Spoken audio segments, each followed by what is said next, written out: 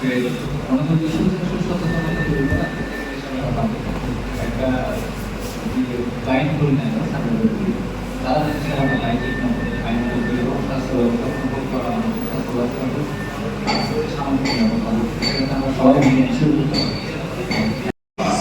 তো সেই গ্যাপগুলো আমরা কিভাবে যৌথভাবে সমাধান করতে পারি সেটা হচ্ছে অ্যাকাউন্টেবিলিটি পার্টে।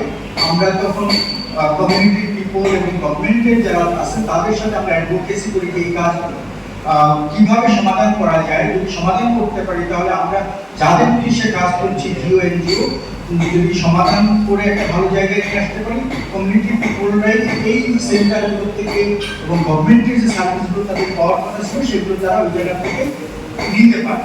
তো এই অ্যাডভোকেসি পার্টটাই হচ্ছে যে অ্যাকাউন্টেবিলিটির পার্ট। আলটিমেট আউটকাম আমরা এই ডোমাইনটাকে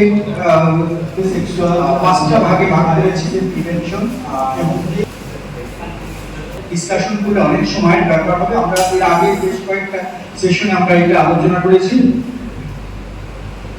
আমরা জানেন যে আমরা দুটো উপজেলায় কাজ করি লিড প্রজেক্ট, কিন্তু তার আগে একটু বলে রাখি যে লিড প্রজেক্ট চারটা অর্গানাইজেশন ইমপ্লিমেন্টেশন করছে, পিএইচডি, মুক্তি, কক্সবাজার এবং ইসকাস। এবং আমরা মোটামুটি চারটা উপজেলায় কাজ করি, তিনটা ক্যাম্পে। এবং পিএইচডি কাজ করছে টেকনাফ এবং সদর উপজেলায় 9টা ইউনিয়ন, টেকনাফে 2টা এবং সদরে 7টা ইউনিয়ন। বলতে সদর বলতে আমরা যখন এফডিসি যখন আমরা অ্যাপ্রুভ করি এনজিও থেকে, তখন ঈদগাহ যে উপজেলাটা হয়েছে সেটা আলাদা হয়নি তখন। এখন এই বছরে আমরা এটা আলাদা করেছি যে এখন আমরা 3টে উপজেলায় কাজ করছি। ঈদগাহতে 2টা ইউনিয়ন, যেটা হচ্ছে জামালাবাদ এবং ঈদগাহ ইউনিয়ন, বাকি 5টা ইউনিয়ন সদর উপজেলার মধ্যে।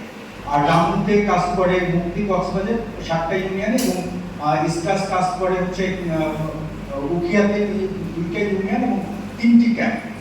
আর এই 3টা অর্গানাইজেশনকে এসআরএইচআর এর যে সাপোর্টটা এবং সিএসডব্লিউ এর মাধ্যমে দিয়ে আসছিল হাউজের ভিজিটে, সেটা করতে হোক ফাউন্ডেশন এবং এসআর এর টেকনিক্যাল পার্টটা দেখবেন। এই 4টা অর্গানাইজেশন এই কনসোর্টিয়ামের মেম্বার এবং এটার আমাদের যে টেকনিক্যাল যে ডোনার সেটা হচ্ছে প্রাণ ইন্টারন্যাশনাল এবং মূল যে ফাইন্যান্সটা করে থাকে সেটা গ্লোবাল অ্যাফেয়ার্স কানাডা।